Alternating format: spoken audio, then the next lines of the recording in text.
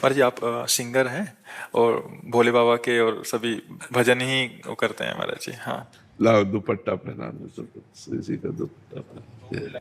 राधे राधे राधे बोल मना, तन का क्या पता। राधे राधे राधे बोल मना, तन का क्या पता। राधे राधे राधे बोल मना, तन का क्या पता।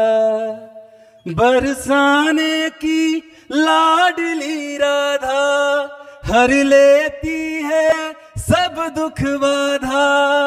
राधा के संग झूमे कान्हा, कान्हा के संग झूमी सखियां। ये अंबर बोले राधा, ब्रजमंडल बोले राधा।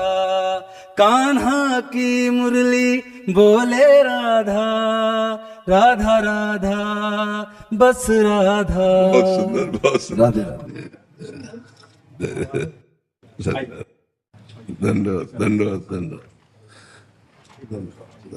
तेजेश गुप्ता जी, महाराज जी इनका प्रश्न भी इसी से रिलेटेड है कि सत्य और असत्य दोनों ईश्वर है, तो फिर हम केवल सत्य का पालन ही क्यों करें? पहले असत्य का त्याग करो, तब सत्य में स्थित होकर के तब जान पाओगे कि न सत्य है न असत्य, केवल ईश्वर है। पहले सत्य का पालन करो। ब्रह्म सत्यम जगन मिथ्या, पहले जगत को मिथ्या मानो। सूत्र है, अन्वय और व्यतिरेक दो पद्धतियां हैं। सवाल हल करना है तो पद्धति से यह सवाल हल होगा। जो गणित का सूत्र है उसी से तो हल होगा। तो ऐसे ही अगर बहुत समुद्र में हम फंस गए हैं, अज्ञान में फंस गए हैं, तो इससे निवृत्त होने के लिए हमें दो पार्ट रखने पड़ेंगे। एक असत गंदा पार्ट, एक सत अच्छा पार्ट। तो हम पहले गंदे का त्याग करें और अच्छे को स्वीकार करें। और जब अच्छे को स्वीकार करते हुए हम चरम सीमा पे पहुंच जाएंगे और वहां से देखेंगे तो सब एक ही था। सर्वम खलमिदम ब्रह्म ने नानास्ति किंचन, सब परम सत्य परमात्मा था, कुछ असत था ही नहीं, कुछ असत था ही नहीं।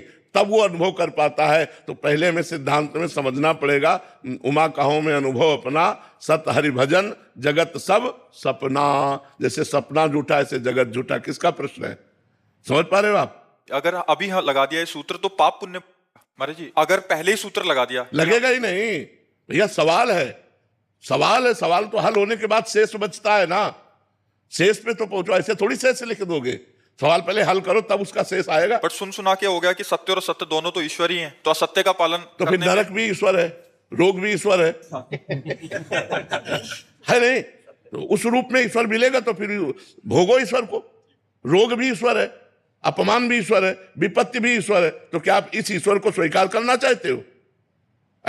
नहीं स्वीकार करना चाहते तो सत्य वाले ईश्वर को स्वीकार करो। नहीं, जेल से लेकर नरक तक लाठी डंडा रोग विपत्ति सब ईश्वर है। हमारी बात मानो ना। तो अगर इस ईश्वर को नहीं स्वीकार करना चाहते तो असत ईश्वर को छोड़िए, अभी सत्य में आइए। और सत्य से जब वहां पहुंच जाओगे, जब तुम अपने स्वरूप को जान जाओगे, तो असत क्रियाएं होंगी ही नहीं, असत की सत्ता ही नहीं है। ना सतो विद्यते भावो, ना भाव विद्यते सता। सत का कभी अभाव नहीं, असत है ही नहीं। जैसे हमने दूर पड़ा रस्सी देखा, अब हमें भ्रम हो गया सर्प है, अब हमें कौन बचावे? तब तक हम भयभीत रहेंगे जब तक हम उसके नजदीक न पहुंच जाएं, या टार्च के द्वारा हम पक्का देख न ले। टार्च के द्वारा पक्का प्रकाश मारा और अरे यार ये तो रस्सी है, सारा भ्रम खत्म हो गया ना। तो टार्च का प्रकाश है ज्ञान, नजदीक पहुंचना है भक्ति, उपासना, उपासन। नजदीक नजदीक पहुंचे तो देखा अरे यार रस्सी है, पूरा भय खत्म हो गया। डरते डरते गए, पर जब नजदीक देखा तो सारा डर खत्म हो गया, क्योंकि वो सांप नहीं था, वो रस्सी ही थी। ऐसे ही जगत नहीं है, ब्रह्म ही है। पर तब जब नजदीक पहुंच जाए, अभी नजदीक नहीं है, अभी जगत के नजदीक है, शरीर आदि भोग आदि के नजदीक है। हमें सिद्धांत से चलना होगा, तभी हम निर्णय कर पाएंगे। अगर सिद्धांत से नहीं चलेंगे तो भोगना पड़ेगा। फिर आपको लगेगा ईश्वर आनंद में है, फिर यहाँ आनंद क्या है? तो दुख ही दुख है। बताओ कहाँ आनंद है? तो इस दुख में संसार का त्याग करके जब हम परमात्मा का अनन्य भाव से वर्ण करते हैं, स्मरण करते हैं, तब ये जगत भी भगवत स्वरूप ही है, ऐसा अनुभव आने लगता है।